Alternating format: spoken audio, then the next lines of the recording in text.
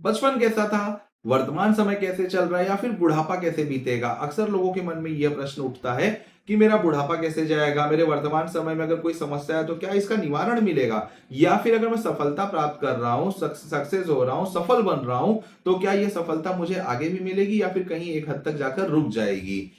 इस प्रश्न का उत्तर अगर आप लोगों को मिल जाए तो कितना बढ़िया होगा। इसलिए आज मैं एक ऐसी टेक्निक आप लोगों के साथ शेयर करने वाला हूं, जैसे पिछले वीडियो में मैंने D40 के चार्ट के हिसाब से आप लोगों के जीवन के बारे में सारी चीजों से रिलेट करने की कोशिश की थी। कुछ चार्ट भी मैं लेकर आया था जिसके साथ रिलेट करके आप लोगों को एक्सप्लेन किया था कि कैसे लोग अपने जीवन में आगे बढ़ते हैं, कैसे सफलता को प्राप्त करते हैं। उसी तरीके से ज्योतिष इतना गहरा सब्जेक्ट है जिसमें एक टेक्निक का नाम है, एक पावरफुल सिस्टम का नाम है अष्टक वर्ग। अष्टक वर्ग वैदिक ज्योतिष का एक बहुत पावरफुल सिस्टम माना जाता है, जिसे देखकर हम अपने जीवन में होने वाली घटनाओं को जोड़ सकते हैं, अपने होने वाली घटनाओं का पता लगा सकते हैं।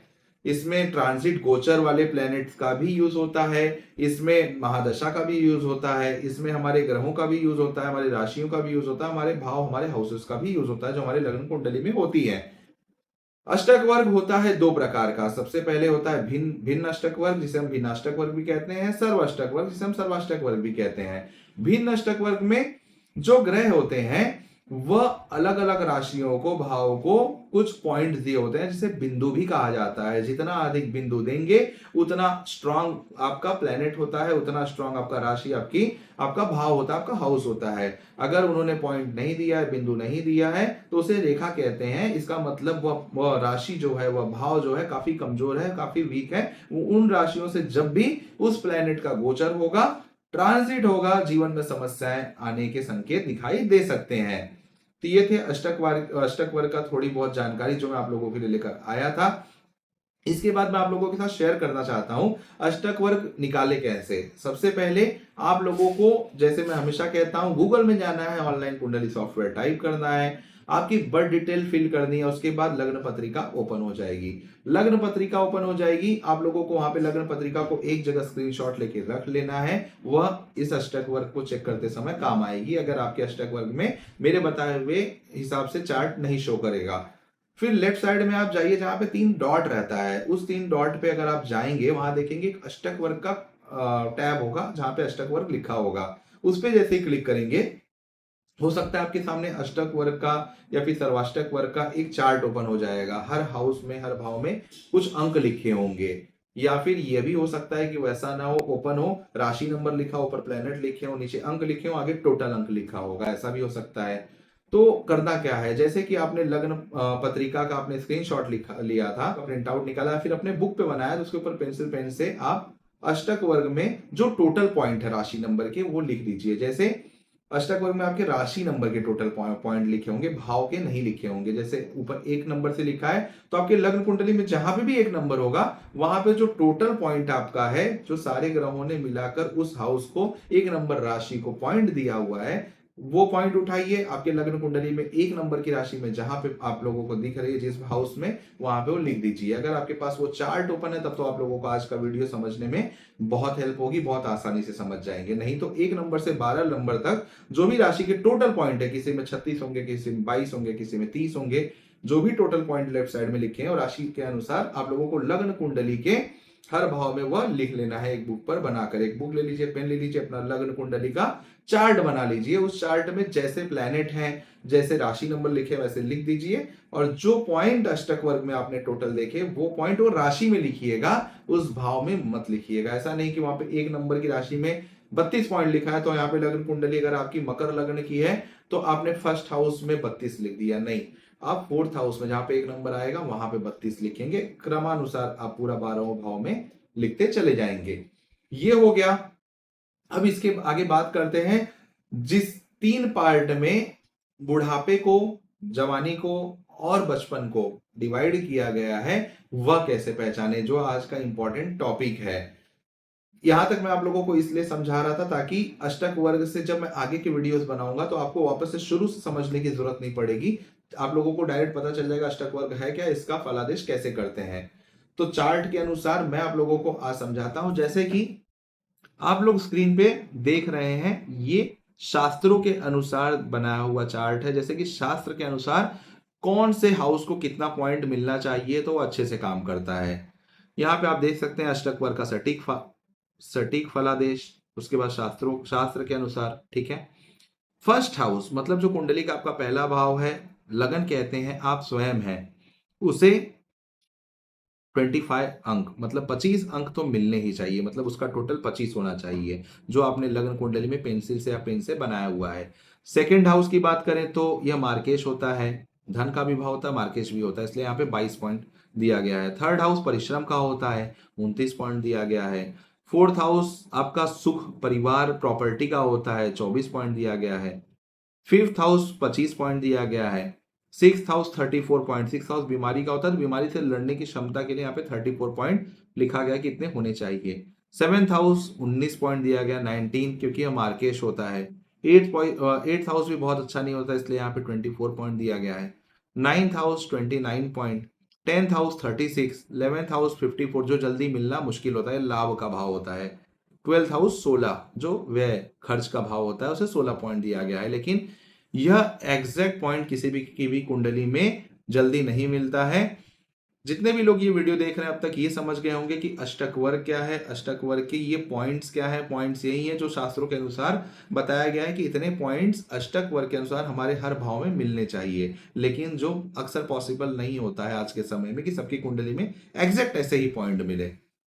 ये आपने देखा। अब नीचे देखते हैं यहाँ पर फर्स्ट 4 हाउस का टोटल। जैसे मैंने आप लोगों को कहा गया था, बचपन को, युवा अवस्था को और बुढ़ापे को 3 पार्ट में बांटा गया है, तो जो पहले 4 भाव का टोटल है वह होना चाहिए 100। अगर यहां से भी अगर आप जोड़ेंगे ऊपर टोटल होता है 100, 100, ठीक है। तो 100 अगर है, 100 से ऊपर है, तो समझ लीजिए कि आपका बचपना बहुत अच्छा बीता था। 100 के नीचे है, 100 के आसपास है तो एवरेज गया था, 100 के बहुत ज्यादा नीचे है, 95 96 है, तो बचपन में आपने बहुत ज्यादा परिश्रम किया था, बहुत ज्यादा कठिनाइयों का सामना किया था। उसी तरीके से fifth house to eighth house मतलब पांचवें भाव से आठवें भाव तक का जो टोटल है, अगर 102 है मतलब 100 के आसपास है, यह भी एवरेज जो होता है वह 100 के आसपास ही माना जाता है। अगर 102 है तब तो यह बहुत अच्छा बीता था आपका वर्तमान समय। मतलब वर्तमान समय मैं क्यों कह रहा हूं, अगर युवा अवस्था में आप जी रहे हैं, अगर आपकी उम्र 20 साल से लेके 45 से 50 साल के बीच में है, तब आपकी जो अवस्था है, आपका जो कर्म करने का समय है, काफी अच्छा गया था। अगर 100 102 के ऊपर आपके पॉइंट्स यहाँ पे मिले हुए हैं, पांचवें भाव से लेके आठवें भाव तक का टोटल। वापस से कह रहा हूं, आप लोगों को राशि के जो टोटल है वो नहीं करने हैं, भाव के टोटल करने हैं। वो जो टोटल थे राशि अनुसार मैंने लिखने बोला था, लेकिन जब टोटल करेंगे तो आप लग्न कुंडली के फर्स्ट हाउस से स्टार्ट करेंगे, 1 से 4, 5 से 8। अब तीसरा जो बुढ़ापे वाला समय है, इसका 135 पॉइंट दिया गया है। 9th हाउस से 12th हाउस का जो भी आपका टोटल है, अगर वह 120, 122, 125 के ऊपर है, तब समझ लीजिए कि आपका बुढ़ापा बहुत अच्छा गया था। 135 सबका मिलना मुश्किल होता है, क्योंकि 11th हाउस में 54 पॉइंट है, जो कि बहुत ज्यादा पॉसिबल नहीं माना जाता। इसलिए 120 पॉइंट भी अगर आप लोगों को 9th हाउस से लेकर 12th हाउस तक मिला हुआ है, तो यह 120 पॉइंट भी आपके लिए बहुत अच्छा है। इसका मतलब आपका बुढ़ापा काफी अच्छे से कटेगा। अब इन तीनों का टोटल होता है 337। 337 डिवाइड बाय, आप उसको भाग करेंगे 12th हाउस से, क्योंकि 12 भाव होते हैं कुंडली में, तो आप 12 से डिवाइड कर दीजिए, जिसका एवरेज होता है 28। 28, ये 28 एवरेज क्यों निकाला? 12 भाव थे कुंडली के, आपने 337 पॉइंट को डिवाइड कर दिया, 28 एवरेज आया। 28 एवरेज एक कुंडली में एक भाव को मिलना अच्छा माना जाता है। 28 मतलब कि अगर आपके भाव में 28 या उससे ज्यादा पॉइंट प्राप्त हैं, तब तो बहुत अच्छा है। अगर 28 के आसपास 26 भी है तो एक एवरेज कुंडली कही जाती है, एवरेज भाव कहा जाता है उस हाउस को। लेकिन अगर 24 से कम है, 24-25 से कम पॉइंट अगर किसी भाव में है, तो भाव कमजोर हो जाता है। कुछ भाव में इससे कम पॉइंट होना चाहिए, जैसे मार्केश हो गए, व्यय का स्थान हो गया, अष्टमेश हो गए, तो अष्टम भाव हो गया, तो आप लोगों को उस भाव में कम पॉइंट मिले हैं चल जाएगा। लेकिन जैसे आपका लगन हो गया, 9th हाउस हो गया, 5th हाउस हो गया, इन सब भाव में आप लोगों को अगर 28 पॉइंट या फिर उससे ज्यादा है, तो आप लोगों का जीवन बहुत अच्छा बीतता है। तो यहां तक समझ में आ गया कि जो हमारा 28 पॉइंट है, अगर किसी भाव में मिला है तो वह भाव हमारा कितना मजबूत है, या फिर उससे नीचे है तो कितना कमजोर है। अब आज का जो इंपॉर्टेंट टॉपिक है, जो मैं लाया हूं, बचपन को, युवा अवस्था को, बुढ़ापे को हम कैसे देखेंगे। जैसे कि ये बचपना बताया मैंने, ये युवा अवस्था बताई, ये बुढ़ापा बताया। 100 पॉइंट 102 135, 135 की जगह आप लोग 120 भी ले सकते हैं। तो ऐसी दो कुंडलियां मैं आप लोगों के लिए रिलेट करने के लिए लेकर आया हूं। आप लोग अपने कुंडली को ओपन करके बैठिए, अपने दोस्तों के, अपनी फैमिली की कुंडली को जरूर ओपन करके बैठिए और देखिए, मेरी बातों से रिलेट करिए। और जैसे जैसे आप लोग रिलेट कर रहे हैं मुझे कॉमेंट सेक्शन में कॉमेंट भी जरूर करिएगा। तो जैसे कि ये पहला चार्ट आप लोग स्क्रीन पे देख रहे हैं, जिनका डेट ऑफ बर्थ 28 सितंबर है, इनका नाम तो मैं यहाँ पे शो नहीं कर सकता, लेकिन इनकी इनकी जो खूबियां हैं, जो इनकी प्रसिद्धि है, वह मैं आप लोगों के साथ शेयर जरूर करूंगा। सबसे पहले देखते हैं, जो आपने चार्ट यहाँ पे लग्न कुंडली के ऊपर बनाया हुआ है, हर हाउस पे आपने पॉइंट डाला हुआ, जिसका जिक्र मैंने किया हुआ था। तो यहां पे अब हम इनके कुंडली में देखेंगे कि फर्स्ट हाउस से लेके फोर्थ हाउस तक, फर्स्ट सेकंड थर्ड फोर्थ, कितना पॉइंट मिला है, टोटल कितना हो रहा है। जैसे कि 32 28 35 और 28, इनका टोटल होता है 123। फर्स्ट फोर हाउस का टोटल मैं यहां पर बना कर लाया ताकि टाइम ज्यादा वेस्ट ना हो इसमें। फर्स्ट फोर हाउस का टोटल 123, मतलब इनका बचपना बहुत अच्छा गया था। ये एक बहुत अच्छी सिंगर थी। इनका नाम सिर्फ देश में नहीं विदेशों में भी हुआ था, बहुत अच्छा नाम इन्होंने कमाया था। और आज भी इनका नाम बहुत प्रचलित है, बहुत अच्छा इनके नाम से हम पहचानते हैं, हम इन्हें बहुत अच्छे सिंगर के नाम से इन्हें पहचानते हैं। और ये जब 20 साल के आसपास की थी, उसके 20 साल के अंदर इन्होंने संगीत सीख लिया था और इनका नाम जो है देश विदेशों में प्रचलित होना शुरू हो गया था, इसलिए इनको 123 पॉइंट मिला है। और इनका इनका जो बचपन का समय था बहुत अच्छा बीता हुआ था। अब इनके फिफ्थ हाउस से लेके देखते हैं, फिफ्थ सिक्स सेवेंथ और एट्थ, इसका टोटल जो है वह है 102। 102, ये एक ऐसी कलाकार थी जो बहुत अच्छी संगीत की कलाकार थी। तो 100 के ऊपर मिल रहा है, मतलब इनकी जो युवा अवस्था थी वह भी बहुत अच्छे से बीती थी। उसमें भी बहुत ज्यादा अड़चने इन्हें नहीं आई थी। उसी प्रकार से नाइन्थ हाउस से देखेंगे, 9 10 11 12, 9 से लेके 12th हाउस तक इनको 112 पॉइंट मिला हुआ है। इनका बुढ़ापा भी बहुत अच्छे तरीके से गया था।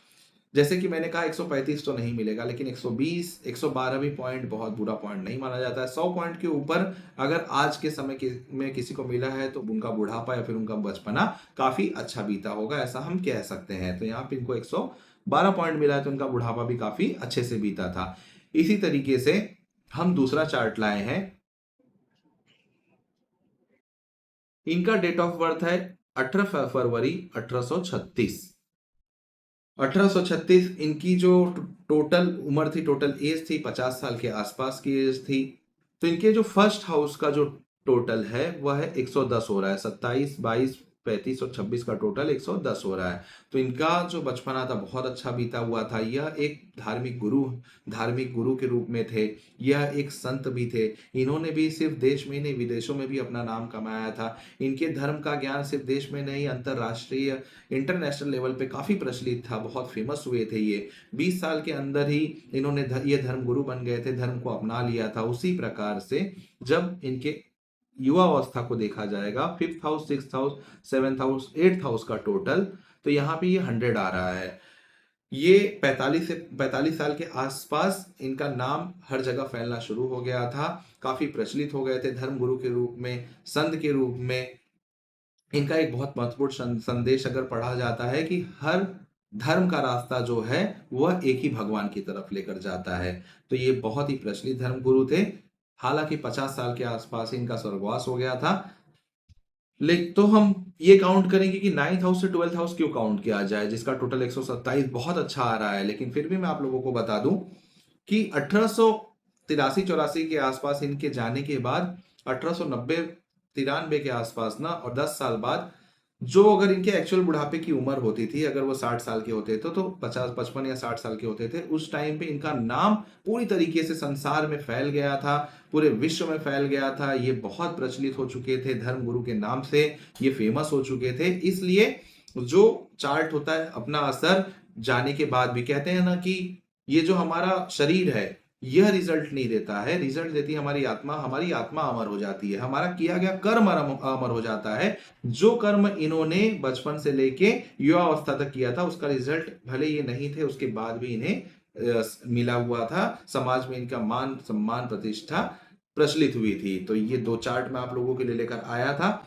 जिसे देखकर आप लोगों को मैंने समझाने की कोशिश की है कि आपके जीवन में जो तीन पार्ट है, बचपना, युवावस्था और बुढ़ापा यह कैसे बीतेगा, ये आप लोग चेक कर सकते हैं। आप लोग अपनी कुंडली ओपन करिए, अपना अष्टक वर्ग बनाइए और चेक करिए कि आपके तीनों पार्ट में कौन से पार्ट में ज्यादा अंक हैं, आपका वह समय कैसे बीता था, आपके फैमिली मेंबर के साथ वह समय कैसे बीता था। आप ये चेक करके जैसे भी रिलेट होता है, जो भी फीडबैक है, मुझे नीचे कमेंट सेक्शन में जरूर कमेंट करके बताइएगा। मैं वेट करूंगा आप लोगों के कमेंट का। और इसके साथ कोई भी प्रश्न इसके अलावा अष्टक वर्ग से रिलेटेड है, आपके जीवन में अगर कोई समस्या है या फिर किसी चीज का निवारण चाहते हैं, किसी सफलता को प्राप्त करना चाहते हैं अपने जीवन में, जो आपकी लग्न कुंडली में आपको ये चेक करके पता कर रहे हैं कि ये प्लेनेट, ये हाउस, ये राशि तकलीफ दे रही है या फिर प्रॉब्लम क्रिएट कर रही है, तो उसका निवारण कैसे किया जाए, तो नीचे दिए गए नंबर पे मुझे व्हाट्सएप करिए, कॉल करिए। मैं कोशिश करूंगा जल्द से जल्द आप लोगों तक पहुंचने की, आप लोगों को सही उत्तर देने की, सही उपाय बताने की। चलता हूं। हरि ओम।